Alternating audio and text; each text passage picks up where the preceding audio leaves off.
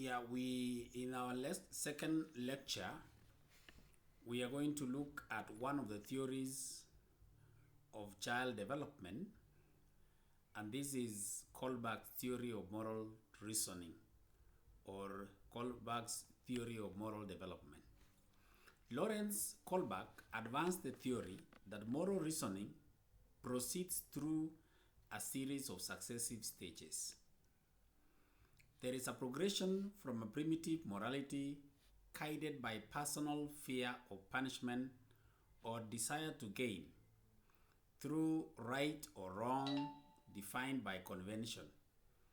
That is what we say, what people will say, to internalize principles that have become one's own. There is a tendency to think that Kohlberg's stage can be correlated to age, but in fact, that is not the case. In Kohlberg's theory, there are three levels of moral reasoning, which are categorized into 6 stages. The first level, Kohlberg calls it pre-conventional morality. This is also known as pre-moral level. In this level, Kohlberg said that children do not understand morality and they simply obey rules to avoid punishment and to obtain approval. Behavior is under emotional control. That is to say that the child is obedient and punishment oriented. In this level 1, it has 2 stages. Stage 1, Kohlberg calls it heteronomous morality. This is actually where the individual does what is right simply to avoid punishment. This is the most basic level of moral reasoning. Behavior is controlled by its consequences, that is, punishment. For example, a child who does homework so as not to be punished would be reasoning at this level. Stage number 2, Kohlberg calls it instrumental behavior, stroke individualism. Here, the individual's adherence to rules is simply to gain reward. The behavior is egocentric since the individual thinks only of his or her own gains without considering others. This an act is good if its outcome is to the advantage of the individual. The individual is inclined to exchange favors. For instance, I will do this for you if you will do that for me. For instance, a student who dresses smartly in order to win a school principal's commendation. In level number 2, Kohlberg calls it conventional morality.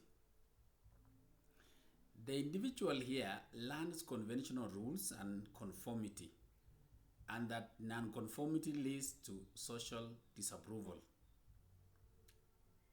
Stage number 3, anti-conventional morality, Kohlberg calls it mutual interpersonal expectations, or the good boy, good girl morality.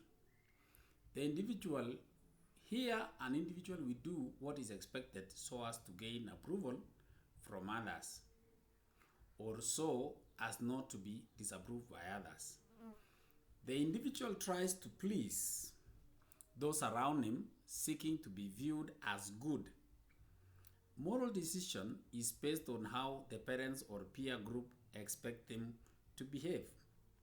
For example, an individual who will dress smartly so that others will comment positively is in this stage of level 3 of mutual interpersonal expectations, or the good boy, good girl morality. In stage number 4,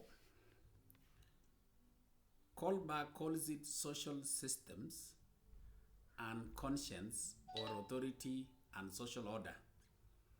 In this stage, a person will act as expected simply because This is the code of law and order. That is, the rule states thus. Rules in this stage are defined by institutions of the society, and obedience is viewed as civil duty or obligation. Morality is based on respect for authority and social order. You obey the rules to sustain the system. In level 3,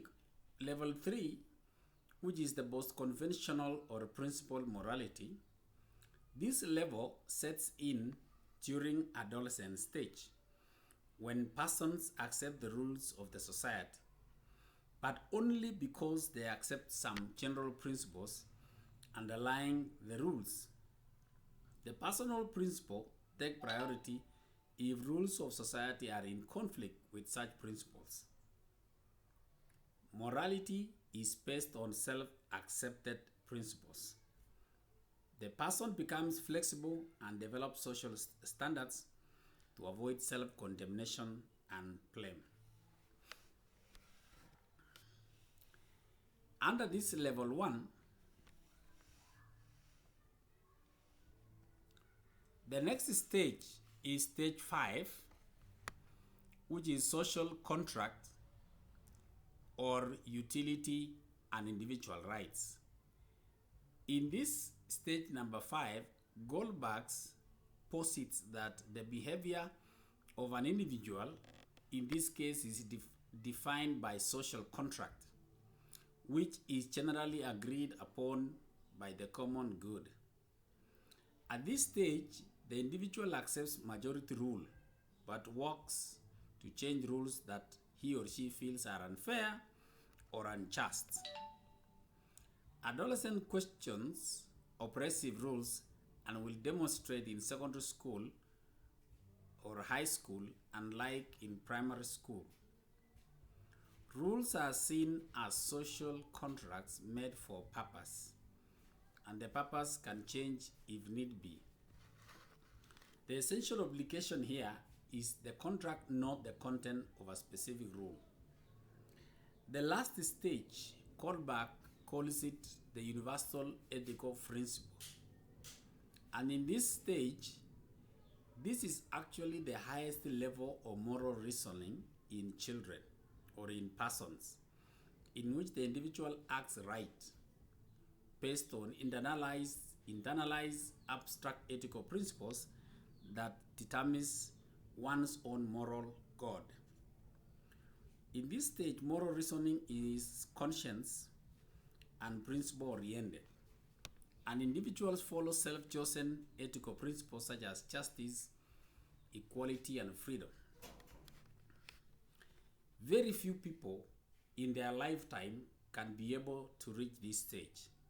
I want just to mention some few people who have actually managed to reach this level. This includes Nelson Mandela, Martin Luther King Jr., and Mahatma Gandhi, among others. There is a diagram that is on the notes, which actually summarizes Kohlberg's 6 stages of moral development that we have just seen, which begins with level number 1, which is pre-conventional morality. Level number 2, conventional morality. And level number 3, post-conventional morality. So that marks the end of this lecture. I will be able to provide the notes so that you are able to follow. So at the end of this lecture, you are actually expected to interact with the content and be able to get the stages correctly. Thank you.